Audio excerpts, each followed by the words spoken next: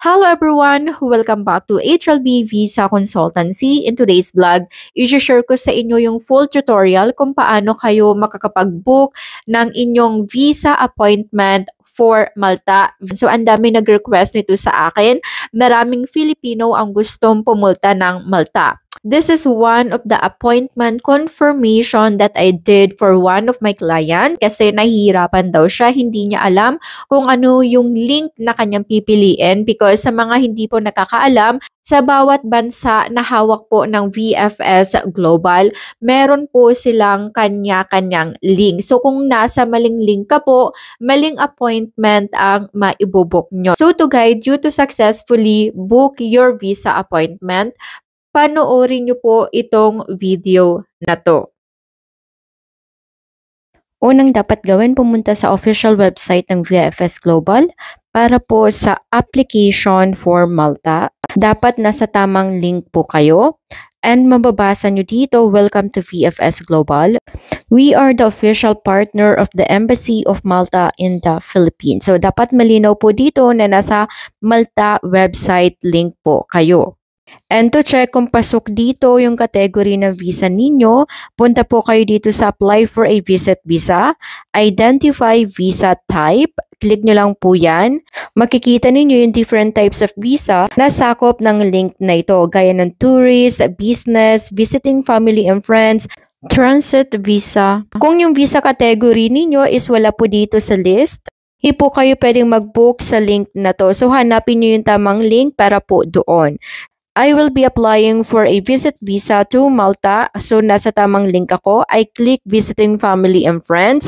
Then, to book the appointment. To click your appointment, click nyo lang po yung book an appointment sa taas. Ita-direct po nito kayo sa booking page. Then again, click book now. Naglo-loading yung page. And ito na po. It's time to create your VFS Global account. For first-timer at wala pa kayong VFS Global account, click I don't have an account yet para po makapag-create kayo ng registration. Pag linik po natin yan, ito po yung lalabas, create an account. Kailangan nyo pong ilagay dito yung inyong valid email address, password po, gagawa kayo ng strong password, your phone number, and you need to accept that term and condition. I-click nyo lang yung tatlong box. And to prove that you are not a robot, then click register.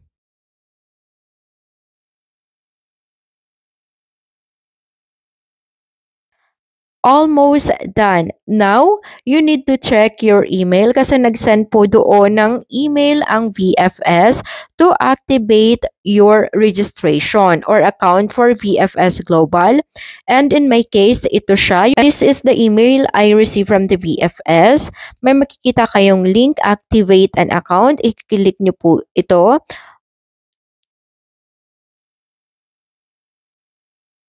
Then, you need to enter your registered email address and your password and then sign in.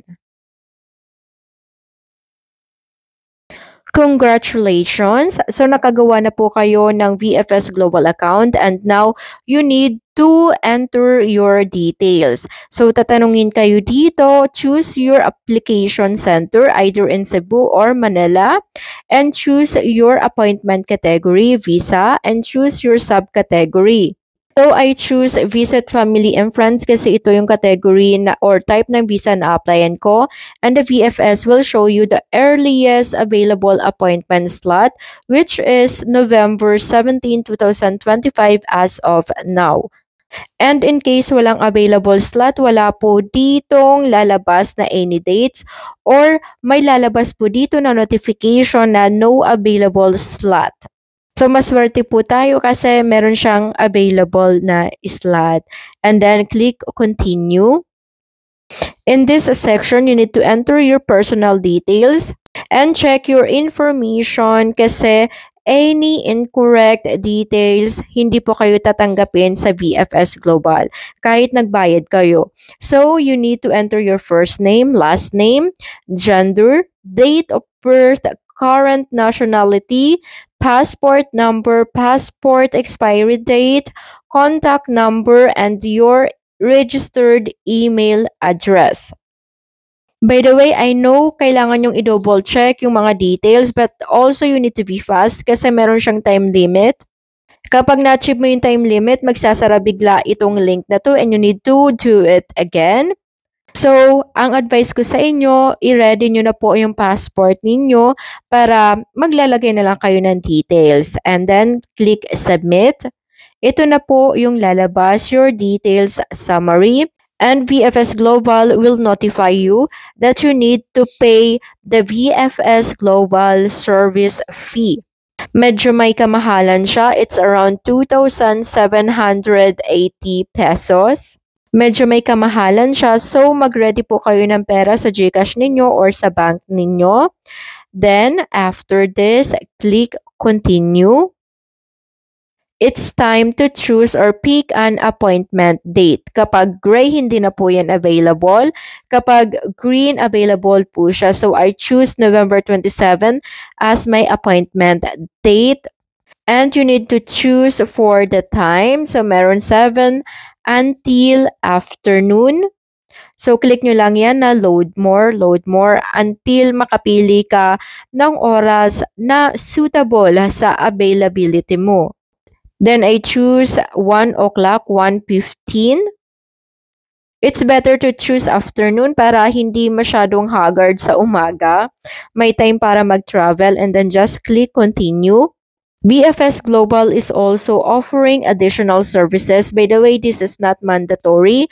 Kung gusto nyo lang po mag-avail ng any additional services, yes, in my case, I add courier para i-deliver na lang ng VFS yung passport ko sa aking home address at hindi ko na siya ipipick up or pupuntahan sa VFS Global kapag meron ng result yung aking visa application. At dahil courier lang yung nakikita kong important additional services to be added, ayan lang yung aking inad. The rest, hindi na.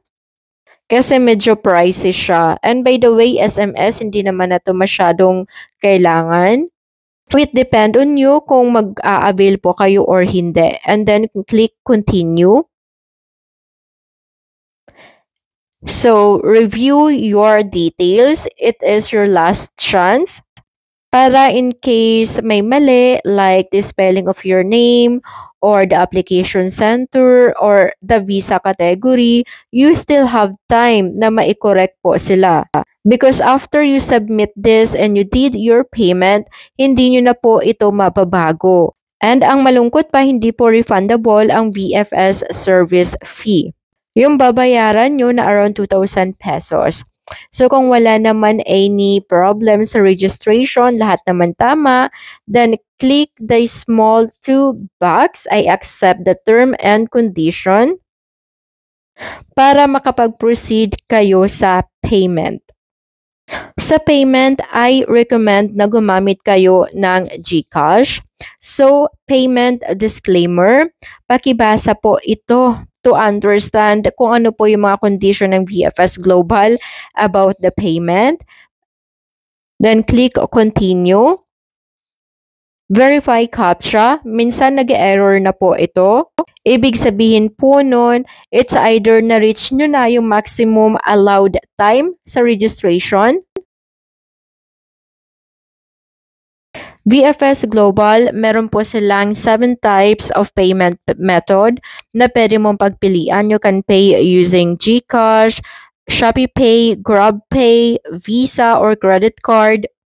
And GCash yung pinaka-madali dito. And very convenient. So, pag nagbubook ako ng mga appointment, I always use GCash. And ayan na, nakapagbayad na po ako ng aking payment. Transaction is successful. So, it takes 2 minutes lang. Then, tapos na ako sa payment. May marireceive kayong email coming from the VFS Global. Ito po siya. The email contains your appointment confirmation letter sa baba.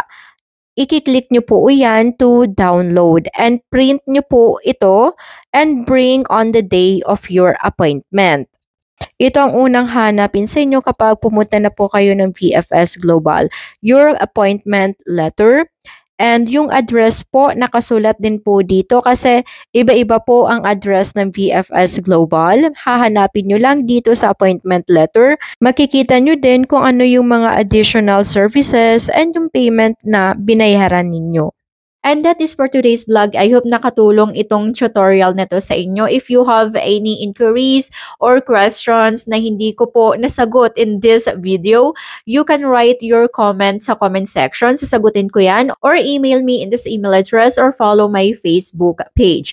To those na mag-a-apply po ng visa but you don't know kung ano yung gagawin ninyo, the first step, kung ano yung mga documents na ipapasa nyo po for your application, you can email me in this email address for assistance.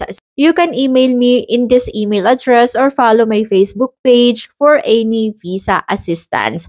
Guys, thank you so much and see you on my next vlog.